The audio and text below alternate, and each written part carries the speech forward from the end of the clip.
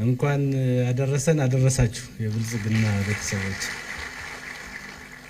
ክቡር አቶ አደም ፋራህ በምክትል ጠቅላይ ሚኒስትር ማዕረግ የፓርቲያችን ዋና ጽህፈት ቤት ኃላፊ፣ የብልጽግና ፓርቲ አመራሮችና አባላት፣ የብልጽግና ፓርቲ ደጋፊዎች፣ የተወደዳችሁ ኢትዮጵያውያን በሙሉ እንኳን ለሰባተኛው ሀገራዊ ምርጫ ሂደት አደረሳችሁ አደረሰን። ዛሬ ታሪክ በአስደናቂ ምዕራፍ ላይ አገናኝቶናል። በትናንትና በነገ መካከል በሚገኘው ምዕራፍ ላይ እንገኛለን። የኢትዮጵያ የከረሙ ዕዳዎችና ነባር ስብራቶች ወደ ኋላ ሊጎትቱን ይታገላሉ። የኢትዮጵያ እድሎችና ተስፋዎች ደግሞ ወደፊት ሊያስፈነጥሩን ይፈጥናሉ። እኛ ደግሞ በታሪክ አጋጣሚ በእነዚህ በሁለቱ መካከል ተገኝተናል። ሰባተኛው ሀገራዊ ምርጫ ማን ኢትዮጵያን ይምራ ከሚለውም በላይ ኢትዮጵያን ወዴት እንውሰዳት የሚለው የሚወሰንበት ምርጫ ነው ብንል ማጋነን አይሆንም።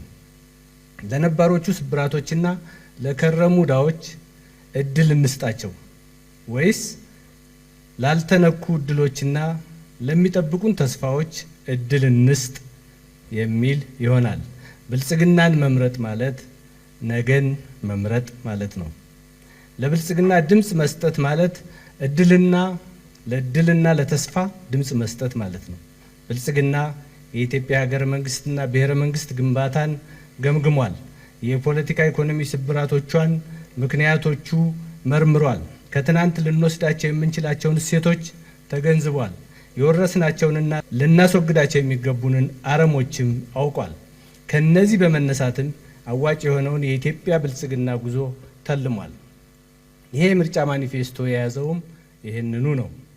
እስኪ አንድ ቀላል ስራ ለሁላችሁም ልስጣችሁ፣ ሁላችሁም ትፈጽማላችሁ። እስኪ አንድ ጊዜ ሁላችሁም ወደ መሬት ከአንገታችሁ ጎንበስ በሉና እኔ ቀና በሉ እስከምል ድረስ መሬቱን ታያላችሁ።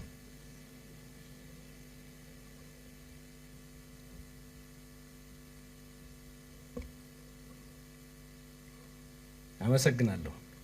እስኪ አሁን ደግሞ ወደ ላይ ከአንገታችሁ ቀና በሉና ሰማዩን ወይም ደግሞ ይህን የሚያምር የአዳራሽ ጣራ ታያላችሁ።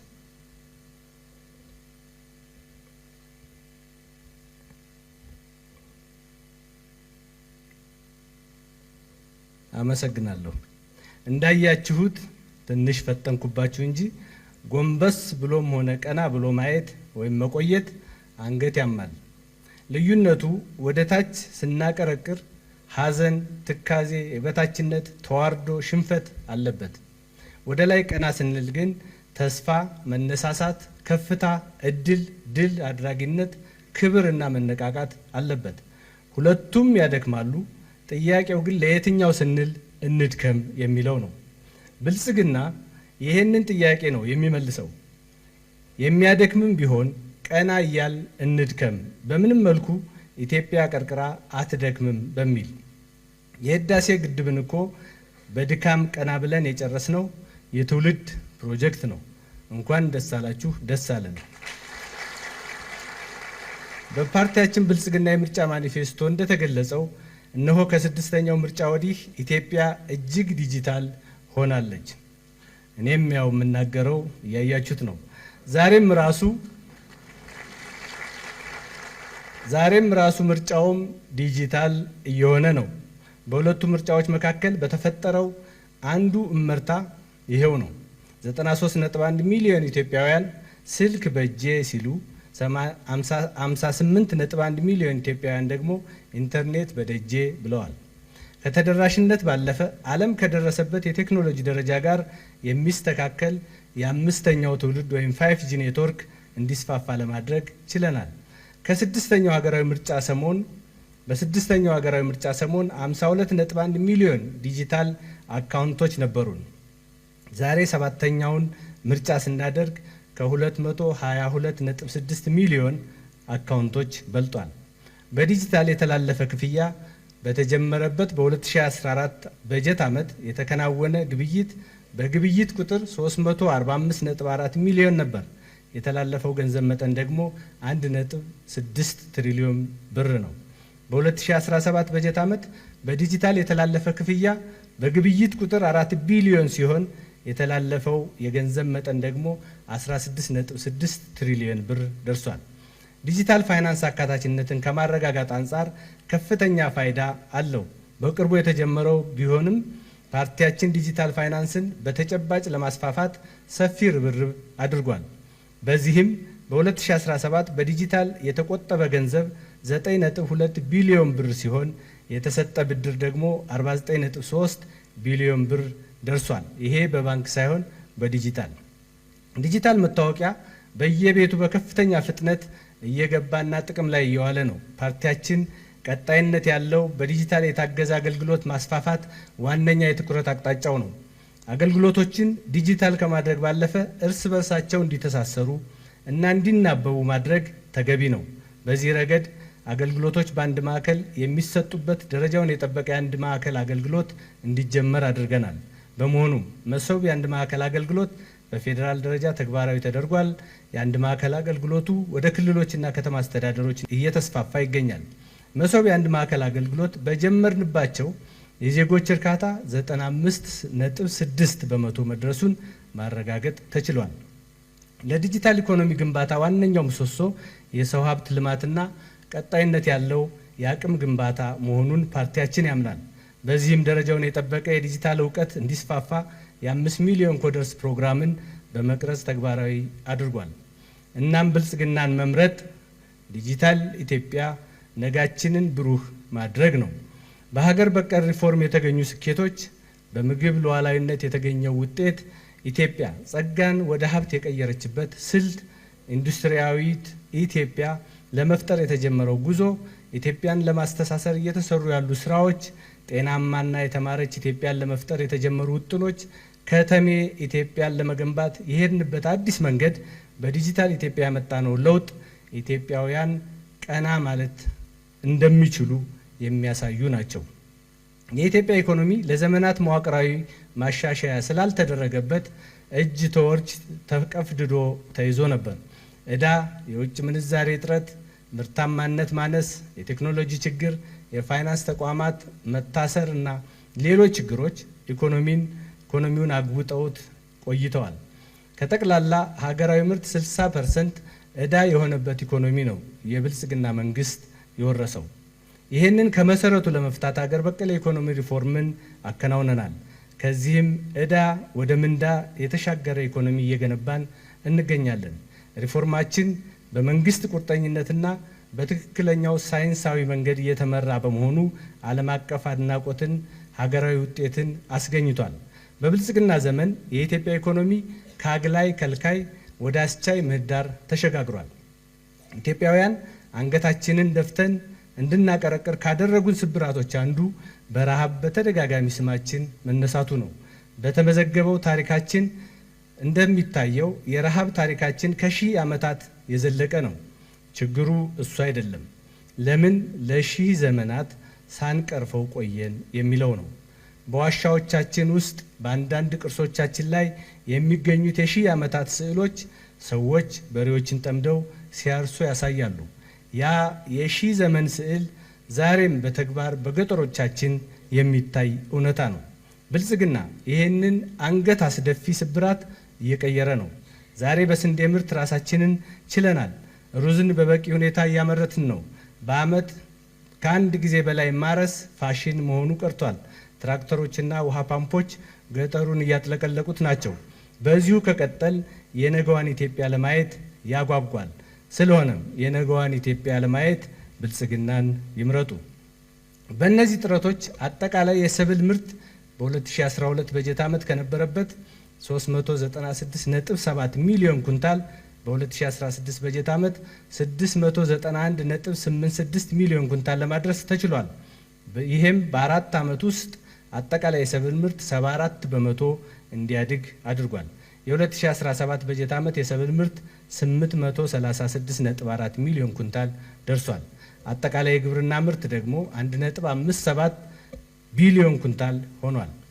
በአጠቃላይ የስንዴ ምርት በ2012 ከነበረበት 53.9 ሚሊዮን ኩንታል በ2017 የምርት ዘመን 280 ሚሊዮን ኩንታል ለማድረስ ተችሏል። ለዚህ ስኬታችንም የሀሳቡ አመንጭ የሆኑት የፓርቲያችን ፕሬዝዳንት ክቡር ዶክተር አብይ አህመድ ከዓለም የምግብና የግብርና ድርጅት ዓለም አቀፍ እውቅና አግኝተዋል። ይህ ስኬት ሀገራችንን የአፍሪካ ትልቋ የስንዴ አምራች እንድትሆን አስችሏታል። የኢትዮጵያ የምግብ ችግር ለመፍታት ከዘረጋናቸው ኢኒሼቲቮች መካከል የሌማት ትሩፋት አንዱና ተጠቃሽ ነው። የሌማት ትሩፋት የኢትዮጵያውያንን ሌማት በተመጣጣኝ ምግብ የመሙላት እቅድ ነው። መቀንጨርን እና የተመጣጠነ ምግብ እጥረትን ለመቅረፍ የሚያስችል ቤተሰብ ተኮር ፕሮግራም ነው። በአካባቢያችን በሚኖረን ቦታና ቁሳቁስ ለምግብ የሚሆኑ ግብዓቶችን ለማምረት የሚያስችል ተነሳሽነት ነው። የሌማት ትሩፋት የኢትዮጵያውያንን አኗኗር እየቀየረው ነው። እንቁላል፣ የዶሮ ስጋ፣ ወተት፣ የጓሮ አትክልትና አሳ ማርባት የተለመደ ሆኗል። በዚህ የተነሳ የእንቁላል ምርት ከ2012 አንጻር በ2017 የ223 በመቶ እድገት አሳይቷል። ከ2.9 ቢሊዮን ወደ 9.37 ቢሊዮን እንቁላል አድጓል። የወተት ምርት የ198 በመቶ ጭማሪ አሳይቷል። ከ4.4 ቢሊዮን ሊትር ወተት ወደ 13.1 ቢሊዮን ሊትር አድጓል። እንዲሁም የዶሮ ስጋ ምርት የ295 በመቶ ተመንድጓል። ከ48 ሺህ ወደ 190 ሺህ ቶን እድገት አሳይቷል። ፓርቲያችን ብልጽግና የመሰረተው መንግስት ባለፉት 5 ዓመታት ዘርፉን ለመቀየር ቆርጦ ተነስቷል። በግብርና ዘርፉ ያልተነኩ ሀገራዊ አቅሞች ወደ ልማት ገብተዋል። እንዲሁም የአመራረት ስርዓቱ እየዘመነ ነው። በእነዚህ አማካኝነት በሰብል እህልና በእንስሳት ምርትና ምርታማነት በሀገራችን ታሪክ ብቻ ሳይሆን ከአፍሪካ ቀዳሚ ሀገራት ተርታ የሚያሰልፍ እድገት አስመዝግበናል። ኢትዮጵያውያን አንገት ካስደፉ ጠባሳዎች አንዱ ጸጋችንን እየቀበርን ድህነታችንን እያከበርን መቆየታችን ነው። ስንት ታሪካዊ፣ ተፈጥሯዊ፣ ሃይማኖታዊና ባህላዊ ሀብቶች ያሏት ሀገር ስሟ ከድህነት ጋር መነሳቱ ያስቆጫል። ይሄ ቆጭቷቸው የዘፈኑ አሉ፣ ይሄ ቆጭቷቸው የፎከሩም አሉ፣ ይሄ ቆጭቷቸው ለመቀየር የሞከሩም አሉ። ብልጽግና ግን ቁጭቱን በፈጠራና በፍጥነት ወደ ተአምር ቀይሮታል። አክሱምንና ላሊበላን እያደሰ ነው። ፋሲልንና ጀጎልን እንደገና ፈጠራቸው እስኪባል ድረስ አስውቧቸዋል። አባጅፋርን፣ የአንድነት ፓርክንና ብሔራዊ ቤተ መንግስትን እሴት ጨምሮባቸዋል። የአድዋ መታሰቢያ ፓርክን በድሉ ልክ ገንብቶታል። የሶፍ ዑመር ዋሻን በዘመናዊ መንገድ አልምቷል። ከዚህም ተሻግሮ ወንጭን፣ ጎርጎራና ሀላላ ኬላን በአዲስ እይታ ገነባቸው። ሎጎ ሐይቅን፣ ደንቢ ኢኮሎጂን፣ ሸበሌ ሪዞርትን የሀብት መፍሰሻ፣ የቱሪስት መመላለሻ፣ የትውልድ መተሳሰሪያ፣ የወል ትርክት መገንቢያ አደረጋቸው። ገና ከፊታችን አርባ ምንጭና ገራልታ ይጠብቁናል። ብልጽግና ታሪክን ወደ ሀብት፣ ቅርስን ወደ እሴት ቀየረ። ብልጽግናን ይምረጡ። ብልጽግና አመሰግናለሁ። ብልጽግና የተረከባት ኢትዮጵያ በአንድ በኩል ኢንዱስትሪዎቿ በፋይናንስና በፖሊሲ ችግር ተዳክመው ነበር። በሌላ በኩል ደግሞ ግስጋሴያቸው አዝጋሚ ነበር። ለውጡ ይህንን መዋቅራዊ በሆነ መልኩ እየፈታው ነው። የግሉ ዘርፍ ተሳትፎ የበለጠ በማበረታታት የፋይናንስ አቅርቦትን በማመቻቸት የፖሊሲ ማሻሻያዎችን በማከናወን የመንግስትን ድጋፍ የቅርብ በማድረግ ኢንዱስትሪያዊ ግስጋሴያችን ከኤሊ ወደ ፈረስ ፍጥነት ተሸጋግሯል። በሂደትም ብልጽግና ወደ ጀት ፍጥነት ያመራዋል። ለዚህ ትልቁን አስተዋጽኦ ያደረገው የኢትዮጵያ ታምርት ንቅናቄ ነው። ንቅናቄው ከተጀመረ ወዲህ በተደረጉ ድጋፎች በተለያዩ ችግሮች ከማምረት ውጭ የነበሩ 837 ኢንዱስትሪዎች ወደ ስራ ተመልሰዋል። በጸጥታ ምክንያት ተዘግተው ማምረት አቁመው ከነበሩት አምራች ኢንዱስትሪዎች መካከለኛ፣ አነስተኛና ከፍተኛ ኢንዱስትሪዎች ናቸው። 227 ኢንዱስትሪዎች በድምሩ ወደ ማምረት ገብተዋል። ኢትዮጵያ ውስጥ ኢንዱስትሪዎች የማምረት አቅም ብቻ አይደለም የተሻሻለው፣ ኢንተርፕረነር መንግስትም ተፈጥሯል። በዚህ የተነሳ የኢትዮጵያ ኢንቨስትመንት ሆልዲንግ ተቋቁሟል። በዕዳና በደካማ አመራር ይታወቁ የነበሩት የመንግስት የልማት ድርጅቶችን ወስዶ በቢዝነስ መርህ በመምራት እያተረፈባቸው ይገኛል። የመንግስት የልማት ድርጅቶች ከግል ባለሀብቱ ጋር እኩል ተወዳድረው በገበያ የሚያሸንፉ እንጂ በመንግስት የድጋፍ አንቀልባ የሚታዘሉ መሆናቸው